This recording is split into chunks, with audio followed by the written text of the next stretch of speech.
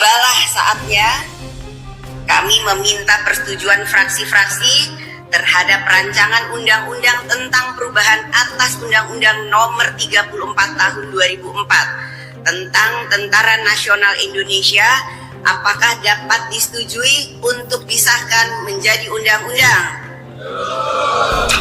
Terima kasih.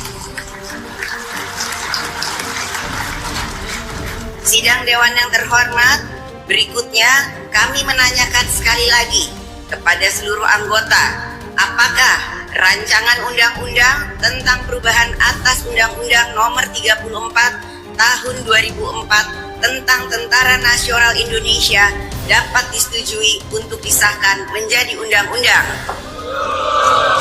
Terima kasih.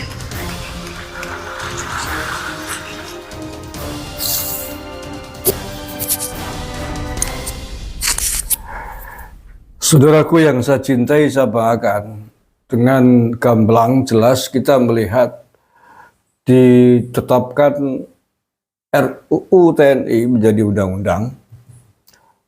Siapa yang mengesahkan, siapa yang menetapkan, kita tahu semua kan, DPR RI, yang ketuanya adalah Mbak Puan Maharani. Siapakah Mbak Puan Maharani? Ketua PDIP. Nah, akan tetapi saya heran karena di medsos masih berseliweran bahwa ditetapkannya RUU TNI ini menjadi undang-undang katanya adalah pesenannya Pak Jokowi. Katanya itu keinginannya Pak Jokowi. Apa-apa kok yang disalahkannya Pak Jokowi gitu loh. Ya, saya heran kadang-kadang. Dan banyak di antara yang mengatakan seperti ini adalah orang-orang pendukungnya PDIP gitu loh. Kita udah tahu semua kan, siapa tadi yang ngomong? Mbak Puan Maharani, siapa? Pimpinan sampean kan? Ketuanya sampean. Masih menyalahkan Pak Jokowi. Loh, katanya Pak Jokowi mengkhianati PDIP. Pak Jokowi dengan PDIP kan begini. Lalu kenapa masih menyalahkan Pak Jokowi? Memangnya yang menetapkan RUU TNI itu Pak Jokowi? Kan bukan kan? Itu kan pegawaiannya atau job deskripsinya DPR. Dan DPR ketuanya PDIP. Mengapa menjadi ketua? Karena kursi terbanyak. Oke lah ya, udahlah, nggak usah mencari kambing hitam. Kalau mau demo ini, anak-anakku mahasiswa, gak usah lagi bawa-bawa Jokowi.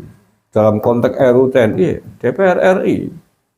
DPR RI inilah yang memproduksi undang-undang di tanah air ini. Memang legislasinya begitu, aturannya begitu. Jadi sudah ya Anda, jangan mau diadu domba oleh kepentingan-kepentingan politik praktis para pembencinya Pak Jokowi. Sekarang udah tahu semua, terbuka kita kan. Ya silakan protes, tapi protes dengan cara yang bagus. Berikan masukan dengan cara yang bagus, nggak usah anarkis, nggak usah nantang-nantang gelut, nggak usah merusak fasilitas negara. Itu akan menjadi masalah buat kalian sendiri. Kalian akan berurusan dengan hukum tersendiri karena anarkis, bukan karena demonya, tapi karena sikap-sikap anarkismenya, sikap-sikap yang merusak kepentingan negara, kepentingan umum, fasilitas umum gitu ya. Allah karim. Baik, sekedar mengingatkan kembali tentang apa sih sebenarnya poin-poin dari RUU TNI yang telah ditetapkan menjadi undang-undang ini, agar khususnya para mahasiswa yang demo ini biar tahu akar persoalan. Jangan hanya ikut-ikutan tapi nggak tahu akar persoalan, nggak tahu apa yang diprotes, nggak tahu apa yang dituntut gitu ya. Baik, saya bacakan untuk sekedar mengingatkan kembali untuk kita semuanya lah ya. RUU TNI yang telah dibahas oleh DPR dan ditetapkan itu memang mengubah sejumlah pasal menyangkut tugas dan kewenangan pokok TNI. Beberapa di antaranya perluasan jabatan sipil yang bisa ditempati TNI aktif dan penambahan usia pensiun. Pada pasal 7 RUU TNI yang mengatur operasi militer selain perang atau OMSP menambah 2 kewenangan TNI dari semula 14 item menjadi 16 item. 2 tambahan kewenangan TNI dalam OMSP itu, OMSP apa sih ya? Setelah nanti dicari lah ya.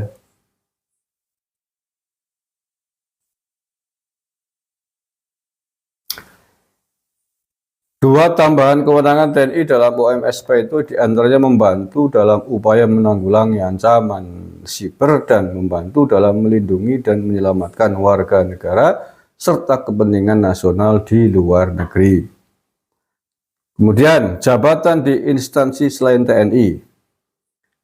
Di pasal 47 RUU TNI turut mengatur penambahan 5 instansi yang bisa diduduki prajurit aktif sehingga jumlahnya jadi 14 dari sebelumnya hanya 9. Penambahan 5 instansi yang bisa diduduki TNI itu diantaranya adalah Badan Nasional Pengelola Perbatasan atau BNPB, Badan Penanggulangan Bencana, Badan Penanggulangan Terorisme, Badan Keamanan Laut dan Kejaksaan Republik Indonesia dalam kurung Jaksa Agung Muda Bidang Tindak Pidana Militer. Ya saya kira kalau ini tidak masalah kan. Instansi-instansi ini dikasih TNI ini bagus saya kira. Biar ada tindakan yang lebih tegas gitu. Kalau untuk Badan Penanggulangan Bencana saya kira sebelum ini kita sudah sering melihat bahwa Pak tentara kita, Pak TNI ikut terlibat dalam penanggulangan bencana alam. Kemudian Badan Penanggulangan Terorisme ini penting agar Polri mendapatkan support bantuan secara resmi dari TNI agar lebih kuat menghadapi ancaman-ancaman intoleransi, ancaman radikalisme dan terorisme. Penting ini. Kemudian Badan Keamanan Laut dan Kejaksaan Republik Indonesia. Tentu saya juga sepakat ini.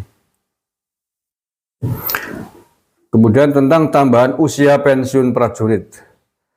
Kemudian pasal 53 draft RUU TNI juga mengubah usia pensiun pada usia 55 tahun menjadi maksimal usia pensiun bagi bintara dan tamtama TNI.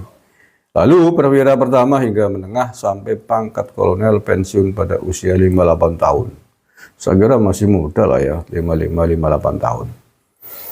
Ketentuan usia pensiun yang variatif mulai berlaku pada perwira tinggi. Perwira tinggi bintang 1 usia maksimal pensiun pada 60 tahun. Kemudian perwira tinggi bintang 2 usia maksimal pensiun pada 61 tahun. Dan perwira bintang 3 usia maksimal pensiun pada 62 tahun.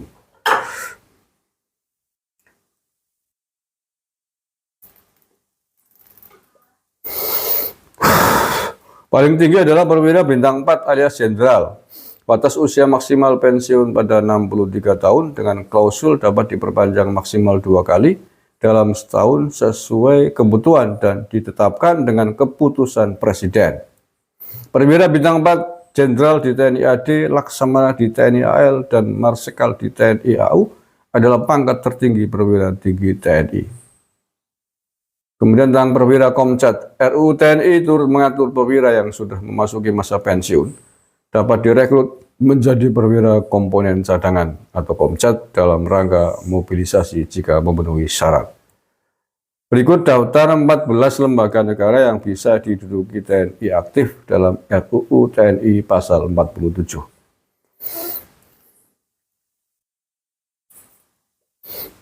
Saya tanggapi dulu. Ini saya ngambil video malam dulu ya. Jangan dikira nggak puasa.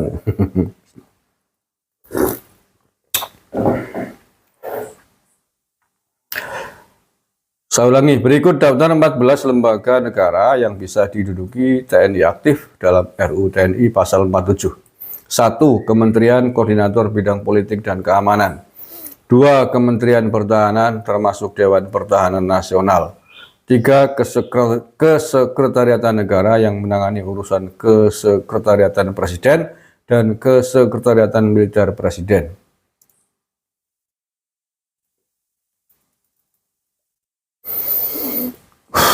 4. Badan Intelijen Negara. 5. Badan Siber dan atau Sandi Negara. 6. Lembaga Ketahanan Nasional. 7. Badan Search and Rescue SAR Nasional. 8. Badan Narkotika Nasional. 9. Mahkamah Agung. 10. Badan Nasional Perikelola Perbatasan. 11. Badan Penanggulangan Bencana. 12. Badan Penanggulangan Terorisme. 13. Badan Keamanan Laut. 14. Kejaksaan Republik Indonesia dalam kurung Jaksa Agung Muda Bidang Tindak Pidana Militer. Berikut batas-batas usia pensiun yang diubah dalam RUU TNI pasal 53. Udah tadi ya, sudah saya bacakan. Oke, itu saya kira informasi penting yang perlu kita ketahui tentang perubahan Undang-Undang TNI yang telah ditetapkan menjadi undang-undang ya. Itu tadi RUU-nya sudah ditetapkan oleh DPR, diketuk langsung oleh Ketua DPR tentu saja, Mbak Puan Maharani, yang tidak lain adalah Ketua PDIP. Terima kasih. Assalamualaikum warahmatullahi wabarakatuh.